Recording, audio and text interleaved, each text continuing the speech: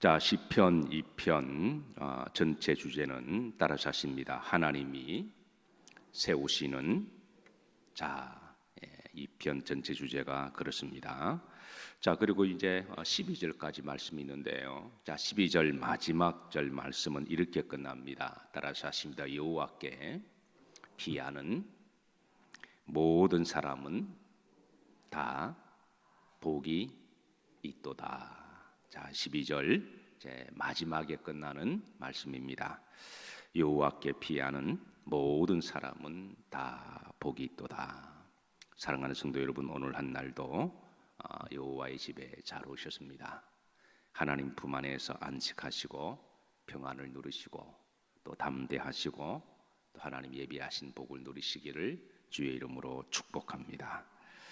자, 2편의 구조도 1편과 마찬가지로 이제 의인과 악인의 그런 구조로 되어 있는데요. 자, 하나님께서 한 기름 부음 받은 자를 세우십니다. 때가 되시면 하나님이 세우시는데, 그런데 그 기름 부음 받은 자를 대적하는 이들이 나옵니다. 그들은 어떻게 하든지 그 기름 부음 받은 자를 세우지 못하도록 헛된 일을 꾸미고 방해하고 분노하고 모함을 하는데요. 여기 이제 의인과 악인의 구조가 다시 반복되어 나옵니다. 그러나 결국은 하나님은 때가 되시면 그 기름 부음 받은 자를 세우시고 악인을 심판하시는 그런 이제 내용의 말씀인데, 자, 그런데 오늘 본문에 나오는 여기 기름 부음 받은 자가 누구냐라고 하는 그런 견해가 있습니다. 자, 세 가지 견해가 있는데, 첫 번째 넓은 의미로 보면 의인들을 이야기를 합니다. 하나님이 시대마다 세우시는 믿음의 사람들이 있습니다. 12절 말씀으로 해석하면 여호와께 피하는 모든 사람들을 말합니다. 두 번째는 내용적으로 보면 개인적으로 다윗 왕의 아들 솔로몬으로 보는 견해가 있습니다. 자, 세 번째는 구속사적으로 볼 때는 앞으로 오실 메시아로 보는 견해입니다. 이 세 가지를 우리가 이제 좀 참조하시면서 오늘 2장 1절 말씀을 우리가 이제 말씀 속으로 들어갑니다. 합독합니다. 어찌하여 이방 나라들이 분노하며 민족들이 헛된 일을 꾸미는가. 즉 하나님께서 기름 부음 받은 자를 세우실 때 이방 나라들이 헛된 일을 꾸미고 세우지 못하도록 분노하는 그런 말씀인데요. 악인들은 하나님이 세우려고 하는 의인들, 또 주의 종들, 또 믿음의 사람들, 이런 이들을 세우실 때 항상 뒤에서 그걸 반대하고 방해하고 세우지 못하도록 그런 일들을 시대마다 합니다. 실제로 내용적으로 보면 이제 다윗 왕이 왕위에 있을 때에 여러 번의 난이 있었어요. 그 중에 이제 큰 난은 압살롬의 난이 있었고, 그리고 세바의 난이 있었습니다. 그리고 아도니아라고 하는 또 난이 있었는데, 우리가 겉으로 보면 다윗 왕이 얼마나 믿음이 좋은 왕인가요? 또 얼마나 또 정치를 잘하고 또 하나님 나라를 잘 섬기고 백성들을 잘 섬기는 그런 선왕이죠. 그런 사람에게도 대적하고 반대하고 개인적으로는 시기 질투하지만 영적으로는 다윗을 무너뜨리고 허물려고 하는 그런 많은 세력들이 있었습니다. 항상 그런 영적인 사건들은 항상 있습니다. 자, 특별히 이제 다윗 왕에 대해서 가장 반역을 많이 크게 시도했던 이가 바로 이제 아도니아라고 하는 사람인데, 이 아도니아가 아이러니하게도 또 다윗 왕의 네 번째 아들입니다. 그래서 반역을 해서 자신이 왕이 되려고 하는 그런 여러분의 반역이 있었는데, 어쨌든 한 시대가 지나가고 하나님이 다음에 솔로몬을 왕으로 세우실 때에, 그때 아도니아가 왜 솔로몬을 왕위에 앉히느냐 그러면서 또 반란을 들었습니다. 서열로 봐도 자기는 솔로몬보다 형인데 왜 그런 동생을, 또 어린 동생을 왕위에 세우는가, 그러면서 자기를 따르는 여러 명의 장수들과 또 백전노장의 정치인들, 그리고 야심 있는 사람들을 모아서 엄밀하게 모아서, 그래서 아도니아는 평소에 자기를 호위무사 50명을 늘 달고 다녔습니다. 그러니까 이게 느낌만 봐도 유용을 자랑하는 거죠. 주변에 늘 사람을 달고 다니면서, 그리고 자기가 그만큼 이제 좀 영향력 있는 사람임을 그렇게 사람들에게 알리고, 그리고 이렇게 이제 과시하는 거죠. 그렇게 해서 이제 자기가 다음에 대권 주자다, 그런 분위기를 그렇게 잘 만들어가는 그런 사람인데, 자, 그래서 당시 이 다윗이 이 솔로몬에게 왕위를 물려주는 그 어간에 정세가 매우 불안하고 풍전등화와 같은 그런 분위기였습니다. 그런데 다윗이 솔로몬에게 왕위를 물려주고 한 것은 어떤 개인적인 그런 아버지와 아들과의 그런 관계가 아니라, 일찍이 하나님이 솔로몬에게 또 다윗에게 너 다음에 기름 부음 받을 자는 솔로몬이다라고 알려주셨기 때문에 그렇습니다. 그런데 주변에서는 아도니아를 비롯해서 저희 대권에 욕심 있는 자들은 왜 솔로몬이냐, 자신이다, 이렇게 하는 이들이 들어 많았습니다. 하나님이 다윗에게 솔로몬에게 왕위를 물려주고자 하는 이유는 세 가지입니다. 첫 번째, 그 다윗의 그 믿음을 보신 거죠. 다윗의 평생 소원은 하나님의 나라를 잘 섬기고 백성들을 잘 섬겨서 하나님의 백성답게 하나님의 왕국을 세우는 게 다윗의 첫 번째 소명입니다. 그런 개인적으로 어깨 기겁장 달고 자기를 드러내고 자기가 왕 노릇하려고 그가 왕이 된 것은 결코 아닙니다. 하나님의 나라를 섬기기 위해서. 두 번째는, 그의 두 번째 소원은 하나님이 저를 건축하는 거였죠. 근데 하나님이 너는 손에 피를 많이 흘렸으니까 너는 안 된다. 그럼 하나님이 야단하고 책망해서 그렇게 말씀하는 게 아니라 부드럽게, 그리고 이제 성전에 대한 자격을 가지고 말씀하는 거니까 그게 다윗이 삐질 이유도 아닙니다. 우리가 때로는 하나님 우리에게 이제 어떤 말씀을 하실 때 내 뜻과 안 맞는다고 해서 뭐 삐지거나 시험들 그럴 이유가 아니라는 거죠. 그런 때가 안 되거나 그런 그릇이 안 되기 때문에. 그리고 우리가 모든 것을 다 할 수 없잖아요. 할 사람이 있고 또 역량이 되는 사람이 있으니까. 그래서 하나님이 너가 아니고 다른 사람이다 그러면 그걸 받아들이는 것도 믿음이고, 그걸 시험 들지 않는 것도 믿음이고, 삐지지 않는 것도 믿음인 줄로 믿습니다. 그래서 하나님이 다윗을 싫어서가 아니라 너는 다른 그릇은 되는데 성전을 건축할 그릇은 아니다, 그렇게 하신 거죠. 다윗이 그걸 받아들입니다. 그걸 받아들이고, 그래서 그러면 이제 다윗의 아들 솔로몬이다, 이렇게 하나님이 그렇게 말씀을 하시죠. 하나님은 그 다윗의 믿음을 귀하게 보셨습니다. 하나님의 전을 건축하고자 하는 것은 얼마나 귀한 믿음인가요?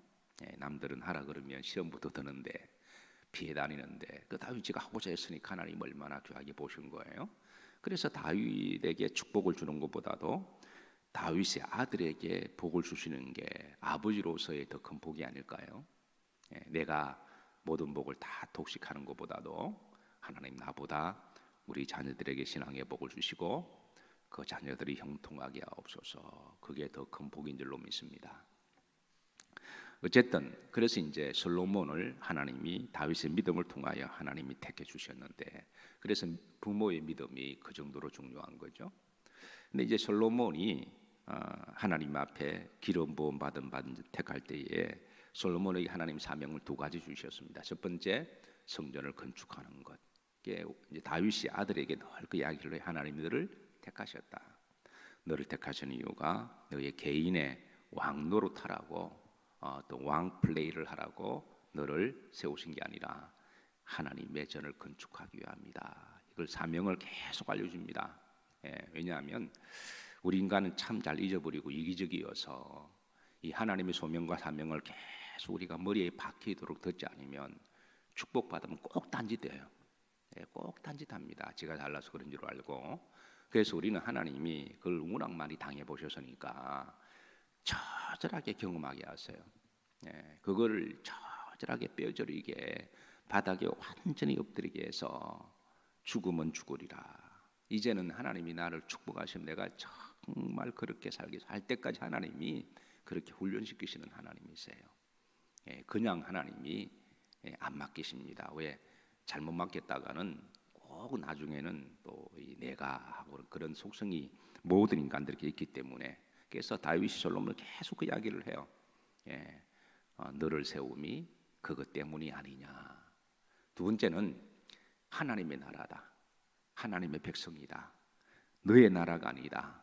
하나님의 백성이다. 하나님의 나라다. 너는 왕으로서 섬기는 직분이니까 하나님 나라를 잘 섬기도록 그렇게 해라. 그래서 솔로몬이 일천번제 드리고 기도 제목이 하나님의 나라와 하나님의 백성을 잘 섬길 수 있도록 지혜를 주소서 그렇게 기도하잖아요. 자, 그렇게 해서 일찍 하나님이 솔로몬을 택하셨습니다. 그래서 이 마음을 다윗이 알았기 때문에 그래서 아도니아야 너는 안 된다. 그런 이유는 개인적인 감정 때문이 아니라 그건 하나님의 마음이 솔로몬에게 가 있기 때문에 지금 다윗은 솔로몬을 택한 것이지 개인적인 어떤 감정이나 자신의 어떤 정략에 따라 사견이나 사심에 따라 그렇게 한 것이 아니라는 거예요. 그럼에도 불구하고 그 하나님 뜻을 알지 못하는 사람들 또 아는 사람들은 그걸 이제 못 받아들이는 거죠. 못 받아들이는 거죠. 그래도 내가 해야 된다라고 하는 사람이 있을까요? 없을까요? 있죠. 대표적으로 아도니아가 그렇습니다. 그래서 아도니아가 반란을 일으켜요. 다시 주변에 많은 사람들을 정적을 만들어서 헛된 일을 꾸미고 모사를 꾀하고 그렇게 해서 이런 분위기가 지금 그런 배경을 두고 있습니다. 그런데 이 기름 부음 받은 자를 구속사적으로 보면 오실 메시아를 또 해석하기도 합니다. 원문에 보시면 이제 2절에 그의 기름 부음 받은 자를 원문에 보시면 메자이아라고 되어 있습니다. 그러니까 하나님은 역사의 한 사건을 통해서 오실 예언의 사건을 예언하기도 하는데 앞으로 때가 되시면 하나님은 한 기름 부음 받은 자 메시아를 세울 것인데 그를 통해서 하나님께서는 많은 사람을 구원하실 것이고 근데 영적으로는 메시아가 세워질 때 또 메시아가 사역을 할 때 헛된 일을 꾸미고 그를 대적하고 그를 무너뜨리고 뒤꿈치를 물어서 사역을 못하도록 방해하는 영적 권세가 있다라는 거예요. 실제로 우리가 마태복음을 강의하지만 예수님이 이 땅에 오셨다고 하는 소식을 듣고 마귀의 영이 헤롯 대왕의 속에 들어가서 거의 발악을 하잖아요. 예수님을 찾아서 죽이려고 거의 발악하는 것은 개인을 넘어서 영적으로 나타나는 항상 시대적인 그런 현상들입니다. 어쨌든 하나님이 시대마다 의인들을 세우시고 믿음의 사람들을 세우시고 이렇게 세울 훈련을 시켜서 세우시는데 그럴 때 항상 대적하는 이들이 있다. 그걸 기억하시고 그래서 우리 여러분들도 하나님의 사람으로 내가 좀 믿음 생활하려고 그러면 항상 주변에 뭔가 모르는 방해하는 그런 일들이 생기잖아요. 영적으로 그런 일들 때문에 그렇습니다. 그래서 주의를 한다고 하다가 시험 들어서 넘어지기도 하고 나 그럼 안 할래 그러면서 그런 일들이 업앤다운이 반복되는 것도 시대마다 동일한 현상들입니다. 내용적으로 보면 하나님이 세우실 솔로몬 왕을 이야기하고 구속사적으로 보면 메시아를 의미한다. 그렇게 보시고 이 장 전체를 이렇게 바라보시면 전체가 보편적으로 이렇게 다 해석이 되어지고 열려집니다. 자, 2절 말씀 다 같이 합독하십니다. 세상의 군왕들이 났으며 관원들이 서로 꾀하여 여호와와 그의 기름 부음 받은 자를 뭐하며 대적하며 부르기는 점점 하나님이 세우실 줄 하나님이 세워 나가십니다. 방해가 있어도 모함이 있어도 시기하고 대적을 해도 하나님은 결국은 결국은 하나님이 이길 자 없습니다. 하나님이 세우실 사람은 세웁니다. 그 때의 문제지 세우시는데 자, 그러니까 세상의 군왕들이 났으며 주변의 나라들이 났습니다. 왜냐하면 아도니아가 이게 내부적으로 보니까 다윗 왕과 어떤 분위기가 점점 솔로몬을 세울 그런 분위기입니다. 그러니까 내부적으로 어떻게 분위기를 몰아가고 50명을 용사들을 데려다니면서 막 휘젓고 돌아다니면서 소위 그냥 쓸레발을 쳐도 분위기가 조용하게 말없이 이렇게 하나님의 일을 이뤄 나가는 그런 분위기를 보고 아 이게 내부적으로는 안 되겠다. 그러면서 외부의 주변 나라들을 동원합니다. 그래서 이제 세상에 군왕들이 났으며 이 아도니아가 주변에 여러 이렇게 또 정치적으로 끈들이 있거든요. 외부 사람들을 통해서. 그리고 관원들이 서로 꾀하여 아도니아를 따르는 그런 백전도장의 이 이제 그 정치인들을 이렇게 다 동원해서 그렇게 해서 자 여호와와 그의 기름 부음 받은 자를 뭐하며 대적하며 그를 세우지 못하도록 결국 지가 서겠다는 거죠. 이런 분위기를 몰아갑니다. 외교 법 중에 아그레망이 있습니다. 잘 아시는 분은 아시겠지만 프랑스 말이죠. 가령 국가 간의 외교관이나 영사를 서로 보낼 때에 미리 이제 물밑에서 작업들을 하죠. 내가 이번에 이런 사람을 보낼 테니까 그 나라에서 좀 받아주셨으면 좋겠습니다. 근데 그 나라도 오는 대사관이나 영사관이 자기 나라에 대해 잘 알고 그리고 양쪽 국가를 잘 섬길 수 있는 그런 자격과 소견이 있는 사람인지 아닌지 점검을 하는 거죠. 괜히 국가 간의 외교를 한다고 사람 잘못 받았다가 이렇게 그 나라를 대적하거나 반대하는 사람을 받으면 그 국가 간의 문제가 생기는 게 금이 생기잖아요.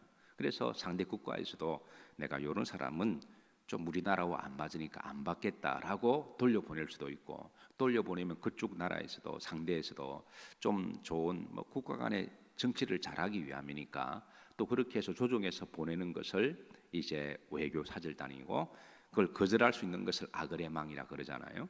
국가 간의 그런 서로 간의 어떤 그런 이제 외교법인데 아마 아도니아가 이걸 통해서 솔로몬이 세워지면 나라 간에 문제가 생길 수가 있으니까 당신들이 좀 반대해달라 그렇게 했던 것 같아요. 그래서 주변의 나라들을 동원해서 뭐 블레셋이라고 하는 나라나 또 주변에 에돔 같은 나라나 또 모압 같은 나라들 또 밑에는 애굽 이런 주변의 나라들을 동원해서 이거를 이제 좀 반대를 하는 그런 내용을 담고 있습니다. 어쨌든 하나님의 사람들이 세워질 때는 항상 뭐가 있다 이렇게 반대가 있다라는 것을 기억하시면 됩니다. 자 3절입니다. 자 합독합니다. 우리가 그들의 맹 것을 끊고 그의 결박을 벗어버리자 하는도다. 그래서 그렇게 그걸 갖다가 방해해서 결국은 다 무산시켜서 그래서 이제 우리가 우리 마음대로 하자라고 하는 그런 일들이죠. 자 그런데 여기에 대해서 하나님의 반응입니다. 자 4절에 보시면 하늘에 계신 이가 뭐하며 웃으시며 이렇게 하는 모양들을 보고 하나님께서 이 웃으신다라는 말은 일르아그라는 말인데요. 이거는 비웃는다라는 뜻이에요. 하나님 이렇게 보시고 이렇게 가소롭고 어이가 없어서 참 이렇게 비웃는 마치 하루 강아지가 호랑이에게 막 지지댈 때 호랑이가 가만히 보면서 제가 지금 죽으려고 저러나 하는 거와 똑같다는 거예요. 제가 지금 무서운 줄 모르고 지금 악인들이 아무리 대적하고 이를 꾸며도 하나님이 가만히 지켜보시면 제가 지금 죽으려고 저러나 그러면서 하나님은 그래도 하나님이 하실 일을 해나가신다는 거예요. 조용히 하나님이 점잖게 이렇게 조용히 해나가시고 자 그리고 5절입니다. 그때에 뭘 바라시며 분을 바라시며 때가 되시면 하나님이 가만히 보고 계시다가 적당히 하다가 말면 돼요. 사람들마다 다 욕심이 있으니까 다 질성이 있잖아요. 그러면 뭐 좀 시기 질투가 있어도 좀 이렇게 나대고 좀 이렇게 설레발치고 자기 뜻대로 안 되다 막 분을 팔아 떨다가도 좀 적당한 선에서 관두는 것도 믿음입니다.